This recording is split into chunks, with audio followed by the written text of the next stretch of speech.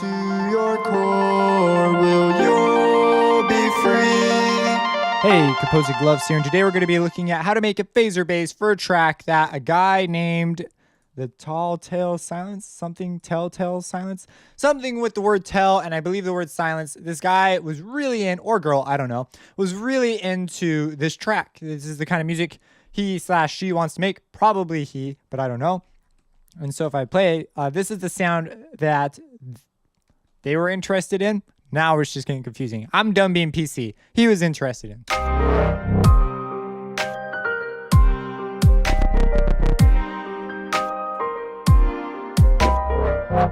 So we're interested in these sort of like, oh yeah, or this one. Bow, wow, wow, wow, wow, wow. So these are kind of confusing sounds, but there's actually a bass for this, like as in a bass, not like a bass, not to be confused with the fish bass.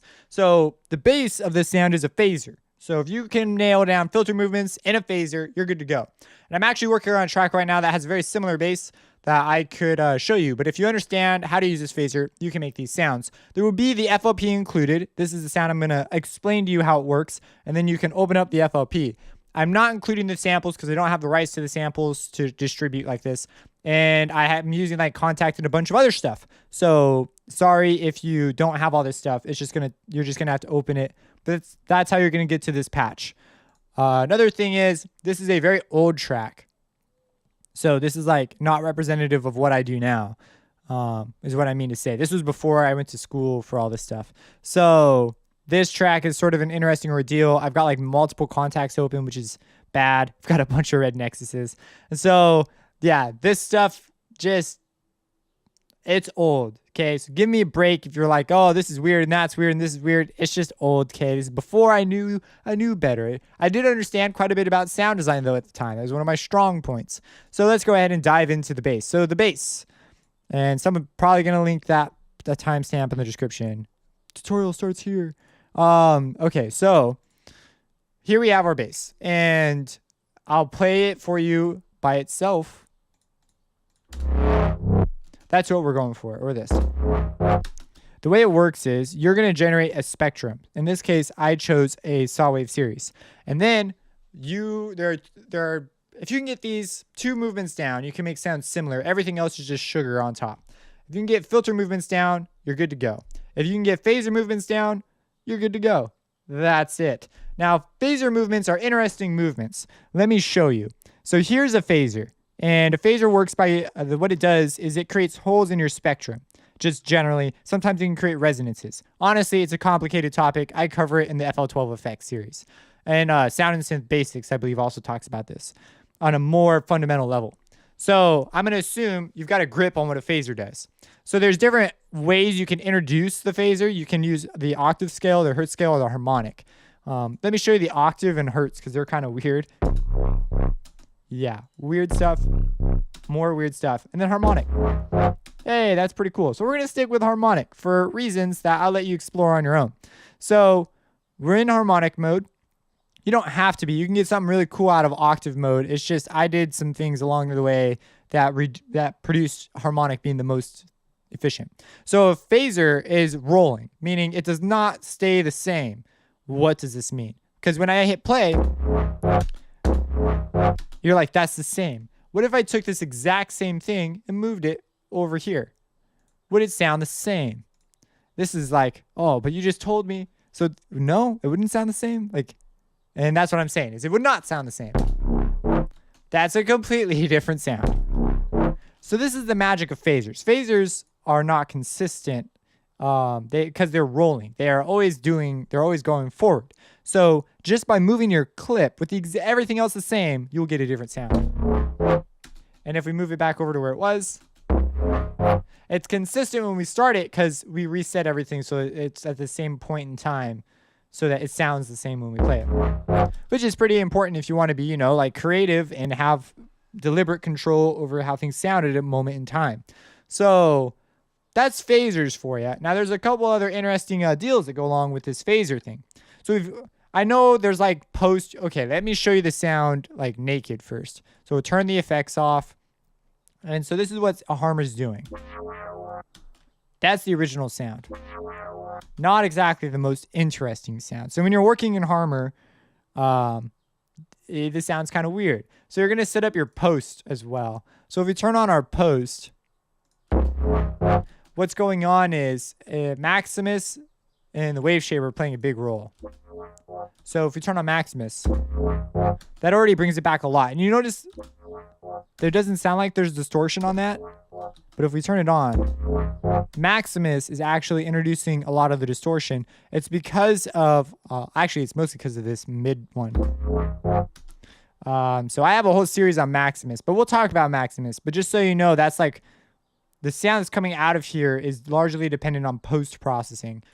You can make it so it's not like this, but this is how I did it back in the old days. There's actually a number of things I do different. Like I would probably have this in the middle, or if not all the way over, because I just prefer that a little bit more. And the track though, I do like the sound of the saw wave. So, okay. Phaser, back to the phaser. So now that we've seen what it sounds like naked, the width of the phaser does some interesting things. And so I'm just going to move it and show you.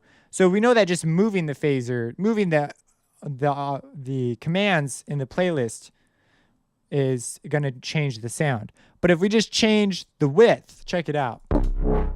That's like totally different. That was our original. Let's go like way over here. Or like this. So you have a lot of options when it comes to this. So this is changing the width. So the phaser is like probably the biggest deal in this whole thing. The next big thing is, unison and chorus are also up here in level of importance. So if we have it just at 0, we get that. And it's just basically a tone. If we were to turn off that's like what you would expect to hear. So that sort of washed out sound comes from the chorus, which I believe is on 3, and the unison, which was on 2. And what these things do, they do very similar jobs, but they do them differently. This one's an audio effect. This one is an additive effect. So the audio effect will clone your signal, delay it, and then change the pitch on the delayed signal. When they combine, they will phase each other in a really interesting way, causing the sound of a chorus. Unison will duplicate your signal and vary the pitch directly using additive synthesis. So it's a very different way of doing things, so it sounds different. But they also can sound very similar. So I wanted a combo of the two, so I went ahead and did that. That's what you get when you do that. The filter I chose is the crude low-pass filter. No special reason in this particular case. I just turned it on low-pass. And then I just moved the filter around. Now this filter is not, if you look at it, it looks like it's the filter movement, like of the rhythmic movement of the sound. Like, wow, wow, wow. It looks like it's going doon, doon, doon, like moving, creating the movement, but it's not. This is actually the timbral change. In this case, it just happens to match. What actually creates the rhythm is this guy. This is the one that is creating the movement of the sound. So don't be confused. This one is just to limit the frequencies that are being revealed. Okay, so that's what the filter's doing. And if we go over, I think I have an EQ. No, I don't have an EQ. That might be it for this. There is a large resonance boost. If I have a really short resonance boost, or I mean, not very much, the sound loses a lot of its quality. Bringing it up allows parts of the sound to shine while the filter moves. So this is also contributing to that. And it helps it shine when it goes through the processing. Okay. I think that's it. I also have an offset a little bit to get it where I wanted it. I think that's good. Okay, so let's move over to the... Oh, there's a compressor. I did that in here just because it's convenient. I just brought up the lows, the highs. A general increase in volume. And then I did not use reverb or delay yet because of the processing I was going to do next. So after I do that, it comes in here. It goes through Maximus. I think this is a drum preset. It's boosting the highs like crazy. And then coming through. I can't remember because this is a pretty old patch I'm looking at. So I believe it's a drum preset. And what it does is this thing's life is to boost the snot out of the mids and create some of the distortion we're hearing. Without it, it just will not work. So it's bringing it up. It's basically like an EQ. You could think of it as an EQ. Multiband compressors are essentially dynamic EQs, but they're not. It's a confusing thing to differentiate. So we have our high band and our low band. So everything's just being brought up in volume. But the reason why this step is important is it creates the character of the sound. So this is a creative step. If you were doing mixing, this would look really weird. It would be considered bad mixing, but we're not mixing yet. And in this track, I didn't even really mix it because it's old and I didn't really get mixing at this point in time. We have also a general boost to the volume. Further, this helps just glue it together. So after this step, like if we were to turn this off and then turn this on, it just glues. You can hear it just pulls things together just a little bit more. It is just a general volume increase, but the way it increases volume is different than the way a fader would do it, thus creating the sound that we want.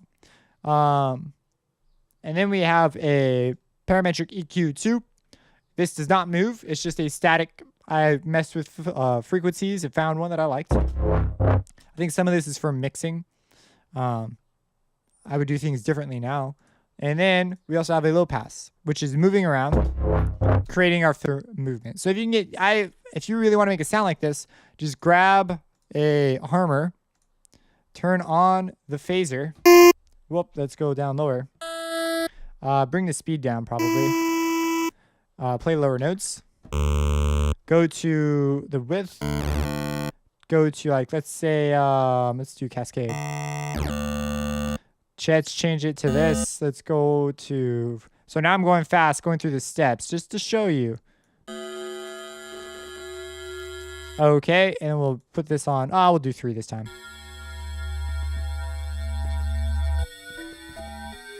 And then this is not going to be included in the patch. I don't anticipate saving this.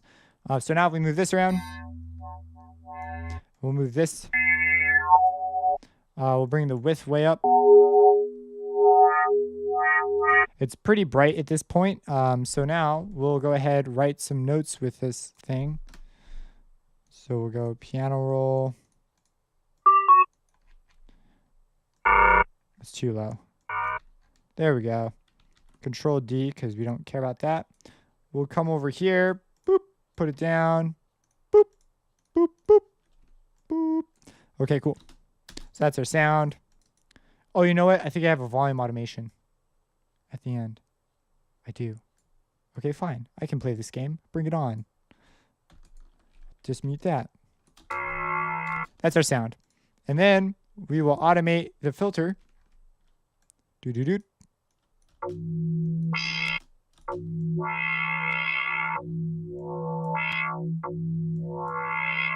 So that's pretty cool. That's the one that I used, like more saw wave, but I'm gonna go with square this time. Okay, we can bring the depth maybe up, speed down a little.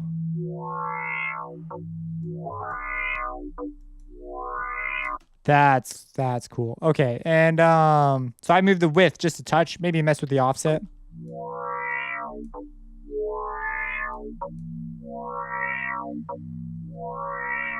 Okay, and next up we're gonna let's see here.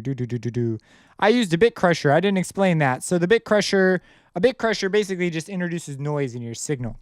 You can hear all that extra noise. So we bring it.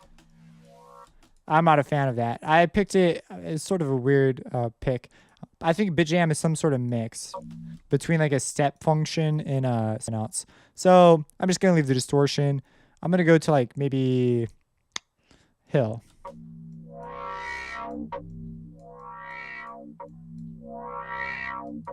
That's nice. I don't want to touch asymmetry. We're gonna send it to a mixer track. On this mixer track, we are going to add a Maximus. This time we're not going to do weird stuff. We're going to do regular stuff. Before Maximus, we're going to add an EQ. So we're going to go to an equalizer. And this equalizer I'm going to use as a special filter. This is how I like to do things now. So sounds that are interesting generally have boosts in the mid. I'm going to have a notch filter running around in a high frequency. So because speech is built around resonance and formants in our voice around like say 300 hertz to like 1K. 1K is a little high, but you know, it's built around these resonant movements. So what I'm going to do, this is going to be a lot of automation, but it'll be kind of cool. I'm going to move this around, and this around. So I'm going to automate these things. And so all I did was right click and hit A repeatedly. And then I'm just going to sort of, I'm not thinking too hard about what I'm doing right now. I'm just creating some interesting movement.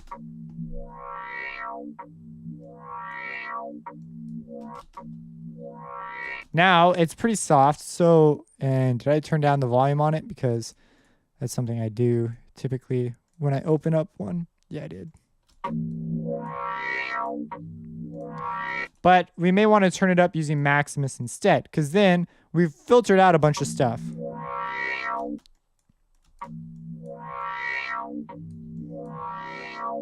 Okay, so I didn't like the resonance that was happening right there.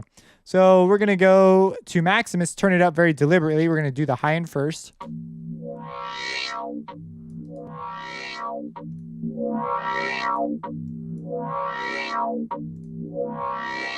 I don't care too much for the low end. I'm going to just leave it alone for now. I'll have opinions about low end later on. I might do other things.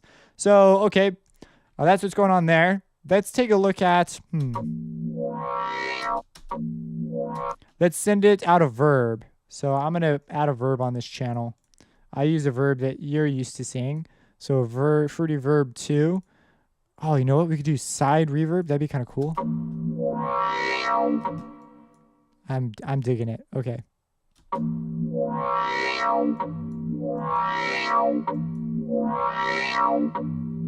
The low stuff always lasts longer, but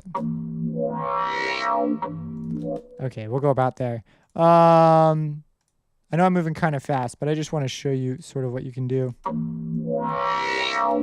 Let's use a different low pass filter.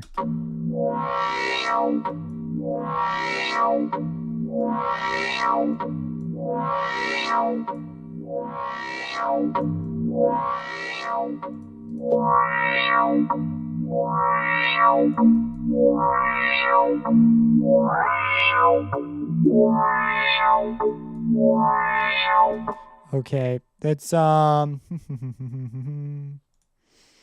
usually spend a long time sort of making some of these decisions. I don't really have a context of what I'm working into. We could try one of this a little bit too.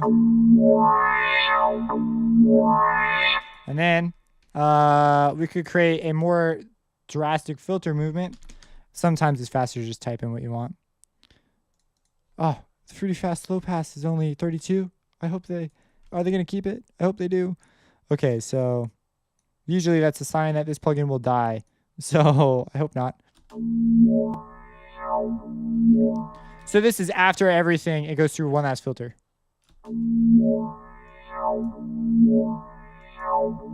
Generally, don't want resonance on this, because if you do, oh, actually that sounds kind of nice. Okay, resonance might be fine. You'll get nasty peaks though occasionally. So if you're gonna do that, it'd probably be wise to follow it up with a. Do I have TDR Nova on here? I do. A dynamic EQ. This is free, by the way. I have a free video covering it. So like right here, compress it. Maybe like 4:1. And right here. You want to do it like this because these frequencies could be important other times. Maybe a little less aggressive here. Yeah, forget that, man. Like, I'm tempted to go 5. And then we have this low thing sitting there. And unless that's important to your track, it's usually wiser to just rip that stuff out.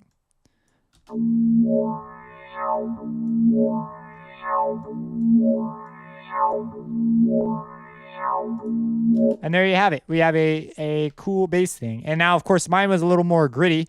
That's not hard to accomplish, though. Just change it over to a saw wave. And add some distortion. Like maybe cube. Cube's pretty aggressive. I like it. Oh, I dig the cube function on this. I'm taking calculus right now, and it's super interesting looking at some of these names now, because I'm like, wait a second. I think I know what some of these things do. And so it's like the equations they used. I don't know how to implement them, but I think I know what the equations are. What the heck? I'll save this over here on the side for those who are interested. I'll save it as a special thing though. I'll put like save as the Lost Prayer tutorial version. And then okay, yeah. So that's gonna be the tutorial. Again, not mixed, so there's some interesting decisions going on in here. But yeah, that's that. I'll also explain in another video the piano writing and stuff, because it is pretty cool stuff, like this sort of thing.